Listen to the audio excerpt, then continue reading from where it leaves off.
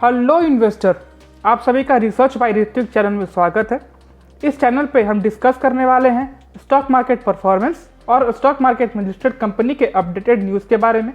जिसमें कंपनी के नए decision, financial result, profit and loss और क्या रीजन है जिसके वजह से कंपनी ने इस तरह के नंबर और न्यूज़ को पब्लिश किया है। आज हम जिस कंपनी के अपडेटेड न्यूज़ के बारे में बात करने वाले हैं उसकी कोई इंट्रोडक्शन की ज़रूरत नहीं है, क्योंकि हम ETF और म्यूचुअल फंड में मार्केट के अप एंड डाउन की वजह से ETF इन्वेस्टर्स कैसे ETF से एग्जिट ले रहे हैं इसके बारे में बात करने वाले हैं। स्टॉक मार्केट में ETF और म्यूचुअल फंड एक ऐसा इन्वेस्टमेंट टूल है जहां बहुत से इन्वेस्टर के पैसे को कंबाइन करके डिफरेंट एसेट में इन्वेस्ट किया जाता है, लाइक स्टॉक एंड बॉन्ड्स, जो सेफ के साथ साथ अच्छे रिटर्न्स भी प्रोवाइड करते हैं और लॉस में जाने का चांस भी लो होता है,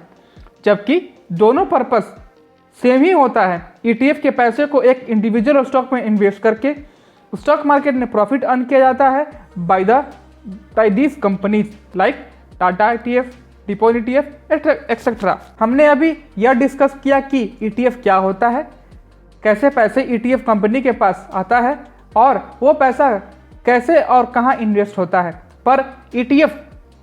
कंपनी में जो इन्वेस्टर ने अपने पैसा इन्वेस्ट किया है, अब वो लोग मार्केट से एग्जिट हो रहे हैं। तो अगर हम करंट ट्रेंड को एनालाइज करें तो हाल ही में म्यूचुअल फंड में जितने टोटल नंबर ऑफ इन्वेस्टर हैं उसके कंपेयर में ETF के तरफ नंबर ऑफ इन्वेस्टर डिक्रीज हुए हैं, और इस तरह के नंबर जो है association of mutual fund in India के डाटा से एनालाइज किया गया है, क्योंकि कुछ इन्वेस्टर्स जो हैं उनके कंपनी से अपने पैसे को निकालकर बेटर रिटर्न के तलाश में डिफरेंट कंपनी में इन्वेस्ट करने के ऑप्शन को चूज कर रहे हैं। अगर डेटा के डिटेल्स के बारे में बात करें तो जनवरी 2024 और जनवरी 2025 के बीच म्यूचुअल फंड के थ्रू वो सारे एसेट्स जो कंपनी मैनेज करती है उनमें से ETF के शेयर 12.8% से लेकर 12.2 से आकर डिक्लाइन हुआ है, और यह डिक्लाइन नेक्स्ट 7 मंथ तक कंटिन्यू रहा। भले ही फंड हाउस के थ्रू न्यू ETF प्रेजेंट किए गए, कंपनी के थ्रू इस तरह का लिया गया डिसीजन इन्वेस्टर को यह सही नहीं लगा और वो अपने पैसे को लेकर एग्जिट कर लिए। एक्सपर्ट का मानना है कि ETF के डिक्लाइन होने का रीजन मेनली बटरफ्लाई इन्वेस्टर्स के बिहेवियर से हुआ है, जो कि अपने प्रॉफिट को मैक्सिमाइज करने के लिए बटरफ्लाई की तरह एक कंपनी से दूसरे कंपनी के डिफरेंट स्कीम में इन्वेस्ट करने के लिए उड़ गए। ये इन्वेस्टर ETF में इन्वेस्ट कर सकते हैं जब मार्केट अच्छा परफॉर्म करता है, और जब रिटर्न कम होता है तब अपने इन्वेस्टमेंट के कंपनी से छोड़कर बटरफ्लाई के जैसे उड़ जाते हैं। अगर association of mutual fund in India के डेटा को देखें तो जनवरी में गोल्ड ETF में 3,751 करोड़ रुपए का इन्वेस्टमेंट हुआ है, जबकि अदर ETF में 1,172 करोड़ का ही इन्वेस्टमेंट हुआ है। On the other hand non gold ETF में दिसंबर में 4,458 करोड़ रुपए की आउटफ्लो यानी कि डिसइन्वेस्टमेंट हुआ है। अगर हम दूसरे DSP म्यूचुअल फंड की रिपोर्ट को देखें तो 2024 में पैसिव फंड, जिनमें ETF और इंडेक्स फंड भी इंक्लूडेड हैं, वो न्यू फंड ऑफरिंग के 50% से अधिक के लिए जिम्मेदार होंगे। सेकेंडली, अगर देखें तो एसेट्स अंडर मैनेजमेंट ETF जो है जनवरी 2025 में 5,14,000 करोड़ से इंक्रीज होकर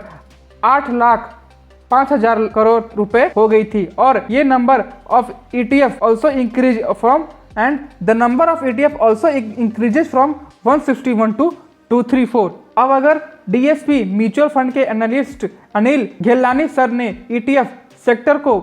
बारे में आशा रखते हैं और जो बटरफ्लाई इन्वेस्टर की वजह से गिरावट हुई है उसको भी डिसमिस करते हैं, और उन्होंने इक्विटी ओरिएंटेड ETF और कमोडिटी ETF में ग्रोथ को पॉइंट किया है, जबकि टैक्स चेंज और भारत बॉन्ड ETF सीरीज की मैच्योरिटी का कारण फिक्स्ड इनकम ETF में डिक्लाइन को पॉइंट आउट किया है। और अगर अनिल सर के रिसर्च के अकॉर्डिंग मार्केट में ETF में ग्रेजुअली ग्रोथ उम्मीद है, जो कि अगले 3 से 5 साल के अंदर 25% तक पहुंचने की पॉसिबिलिटी है। एनालिस्ट के रिसर्च के अकॉर्डिंग हम यह देखते हैं कि क्या कोई ETF में ग्रोइंग स्ट्रेटेजी और पोर्टफोलियो स्ट्रेटेजी है जिससे प्रॉफिट में ग्रोथ हो, तो जो मार्केट में अभी एक्टिव ETF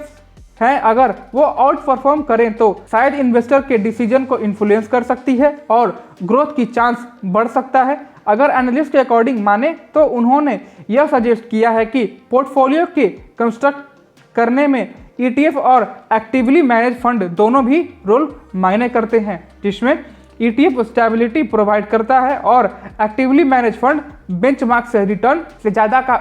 एम रखता है। In the last few year small cap, mid cap and large cap fund के बेटर परफॉर्मेंस से इन्वेस्टर को अट्रैक्ट किया है, जिससे 2020 में नंबर ऑफ ETF और उनके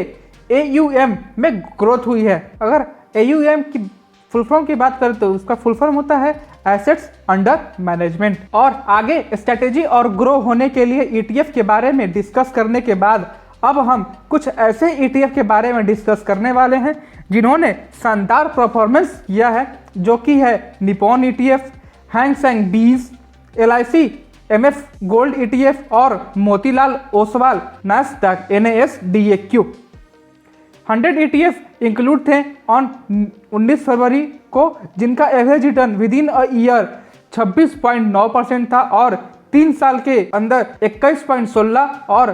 5 साल के अंदर जो है इन्होंने 16.75 का रिटर्न एवरेज रिटर्न दिया है। यह थी हमारी तरीके से पूरी की गई रिसर्च। अगर इस पूरे वीडियो को शॉर्ट में और इजी में समझें तो ETF में इन्वेस्टमेंट के शेयर में हाल ही में डाउनफॉल के बाद भी एक्सपर्ट एनालिस्ट इसे शॉर्ट टर्म मार्केट कंडीशन और शिफ्टिंग इन्वेस्टर प्रेफरेंस के इन्फ्लुएंस होकर एक टेम्पोररी एडजस्टमेंट के रूप में देखते हैं और ETF के लिए ओवरऑल आउटलुक पॉजिटिव और पोटेंशियल बना हुआ है, जिससे नेक्स्ट ईयर से सिग्निफिकेंट ग्रोथ का चांसेस है। अगर आपको ये न्यूज़ अच्छी और इन्फॉर्मेटिव लगी हो तो आप हमारे चैनल को सब्सक्राइब और वीडियो को लाइक शेयर जरूर करें, जिससे आपको इस तरह के इन्फॉर्मेटिव अपडेट सबसे पहले मिले, जिससे कंपनी के प्रॉफिट इंक्रीज होने के साथ साथ आपको भी कंपनी और मार्केट के अपडेट्स का इंफॉर्मेशन मिलता रहे, जिससे आपको डिसीजन लेना ईजी हो। Thank you for watching research by Ritvik. Next update के साथ अगले वीडियो में आपसे फिर मिलेंगे।